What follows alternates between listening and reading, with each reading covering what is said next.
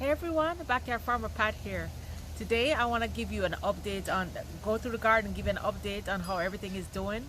I want to show you how the papaya trees are doing so far, and also we're going to do some harvesting. Come on, let's go.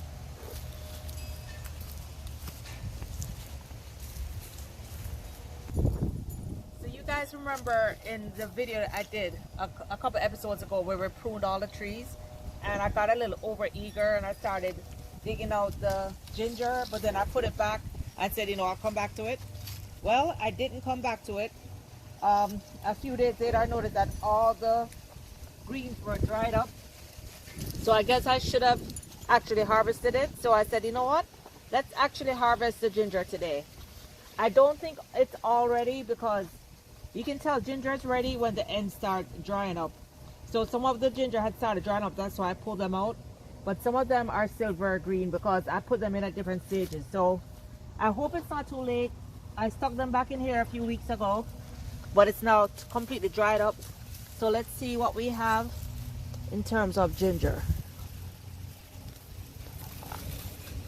Okay, so we got some ginger here. Let's see. This is my first time actually harvesting ginger. I've tried ginger in the past. Okay. Got some good pieces here.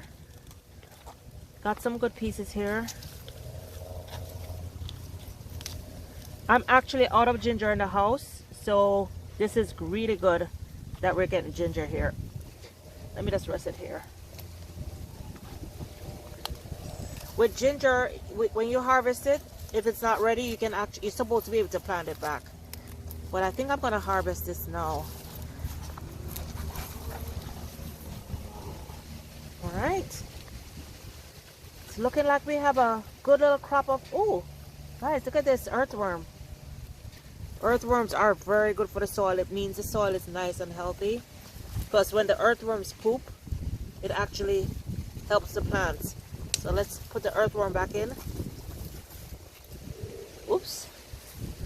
All right, he's gone back in the soil. There he is. He's buried himself right back in. Let's see if there's any more ginger on this side. Oh, all right. We got more ginger here. Got more ginger. Oh, let's see. Oh, a lot of earthworms in here. All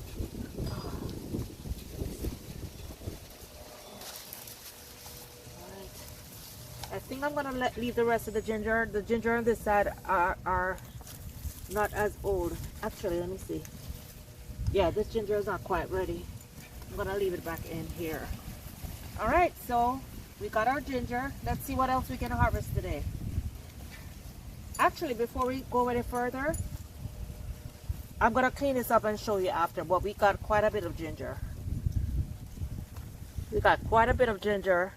And I only planted a few small pieces. We still have more to harvest, but I'll harvest on a different day. So I'll come back to the ginger. And by the way, I don't think I told you guys, but I also planted turmeric, and you can see the turmeric is now coming back. But this won't be ready for several months. All right, so let's look at the papayas.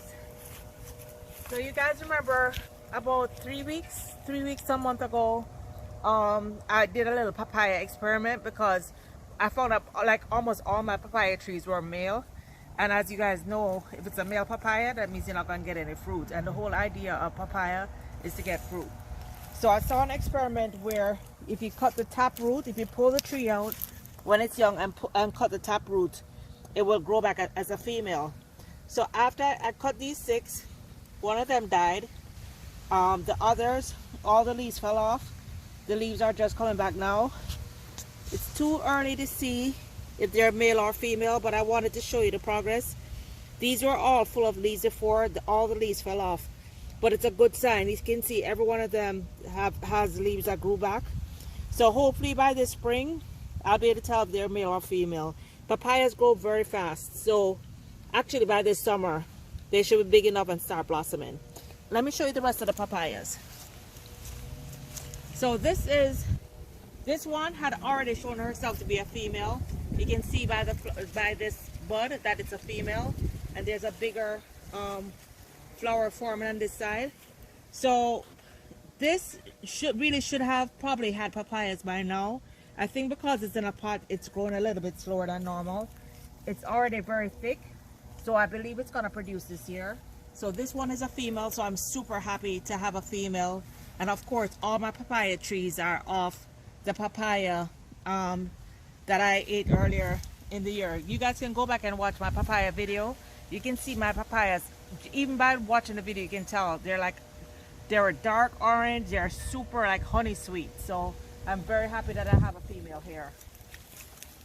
Let's see how the others are doing. So here are the other two papayas I showed you in the basket. This is one that I cut the stem on. I still can't tell if it's female or male. I can see like it's about to start budding, but I can't really tell. This one actually was a male, and then I cut the stem to see if it will become female, so I'll keep you updated on that one. And then this one is definitely a female, but this one I thought was a female before. It actually had a female flower, but the flower fell off. But this is not one that I cut. So far, we don't have any that I actually cut that came back. And let me show you the last two. So this is the papaya that I had actually dug up. It was lying on the ground for 2 weeks.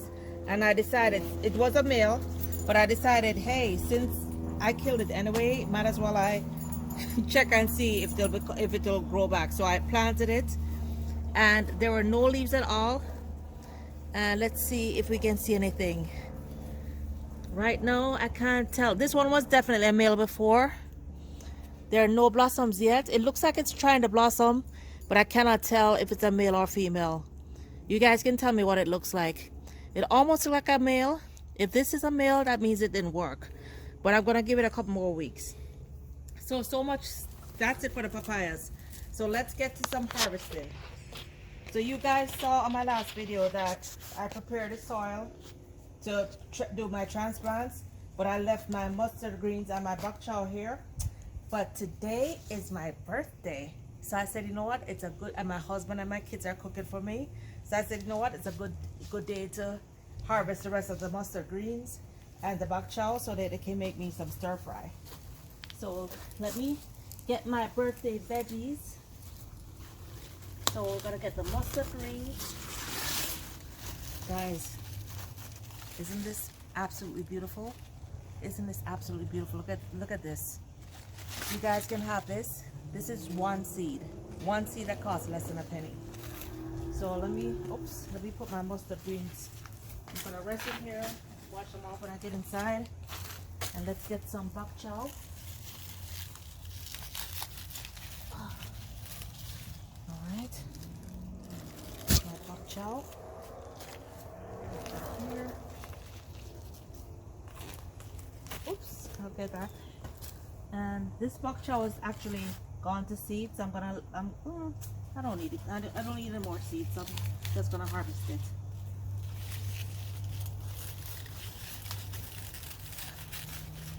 Alright guys. Yummy, yummy, yummy, yummy for my tummy. And super healthy. Guys, it's super easy to grow. I didn't do anything special.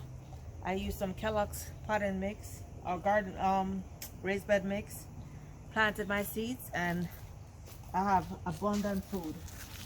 You can have abundant food for your family, healthy food that you don't have to pay for. You just have to plant a seed and grow it. So I'm gonna harvest it all, because what I'm gonna do is come back in, put some new soil, till it, so that I'm ready for my new seedling. I also want to show you how the seeds are doing so far. So you guys knew I planted my Swiss chard, my bok choy, and multiple came up. I was trying to just do 2 or 3 per cell, but multiple came up, so I actually separated them. So like the bok choy that was here, tatsoi bok choy, I separated and pulled some out and put them in these 2 cells. You can see they're doing well. The milk bok choy, I put them some here. The basil I try to separate, but the majority of the basil is still here. The red peppers that I thought were dead, they're all growing up, so I'm gonna have a ton of pepper trees. Scotch bonnet peppers. So far we have 2. And then the sugar kiss. The sugar kiss. Look how many. These are cantaloupe. They're sugary sweet. They're called sugar kiss. They all came up. So I'm gonna have multiple trees. So what I started doing is getting some additional pots. So as soon as they get big enough, I'm gonna transplant them over. All right. So the last thing I'm gonna harvest today is my delicious gungo peas or pigeon peas. So I want to show you guys something, and if you know what it is, please let me know. So I noticed for the past several weeks, some creature has been ripping my branches down. Like today, I noticed that these branches were just ripped off the tree. They have peas on them and they're just ripped off the tree. Then I see these other ones, they're still hanging on, but they're basically ripped off. I don't know what it could be. Look at this, it's ripped. So I'm losing a lot of my gungo peas or my pigeon peas. So what I'm gonna do is I'm gonna harvest my peas so that whatever that creature is, it doesn't like ruin my entire crop. Unfortunately, some of these peas, they are very young. You can tell they're young by just feeling them. You can feel that the peas is very small. I'm gonna open one so you can see it. See, these are small. These are too small to eat. So all my gungo peas are getting wasted. So I'm gonna harvest all the dry ones and the ones that are big enough, and then hopefully whatever it is, we'll stop eating it. But please guys, put in the comment section if you can tell me what could possibly be ripping my branches off. This has been happening for weeks now, but thank God I have a ton of gungo peas. What really, I love gungo peas. I don't want to be losing them. So let's harvest some gungo peas. So gungo peas, you can eat them 2 ways. You can eat them dry, like the gandules, gungo peas, pigeon peas. You can eat them dry like this. Some people just let the entire tree dry and then they harvest them. Harvesting them is really easy. You can also eat them green. So what I do when I harvest, I put them in 2 piles because I'm gonna eat my green peas, my green gungos separate from my dried ones. Also with the dried ones, last year I realized that every single pea that I planted grew, because when you pick them like this dry and then you plant them, they are extremely potent, like fertile. Every single pea actually grew. So these are nicely developed peas. So look at the difference with this one. You only want to pick the ones that are developed enough to eat. Hold on. So you see, look at this. Oh my gosh, this is beautiful. You see how well formed and beautiful these peas are? You don't want to pick your gungo peas when they are not fully ripe yet. You want to pick them when they look like this, okay? And it's usually easy to just feel the outer shell and tell that it's full. So these feel nice and full, so I'm gonna harvest these. As a matter of fact, I'm gonna harvest all the dried ones first so I don't mix them up.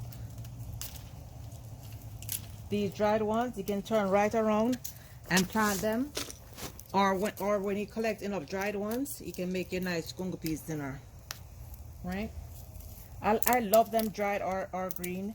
It really is different when you pick them straight off the tree. It's so much different than, you know, what you can buy in the can in the store.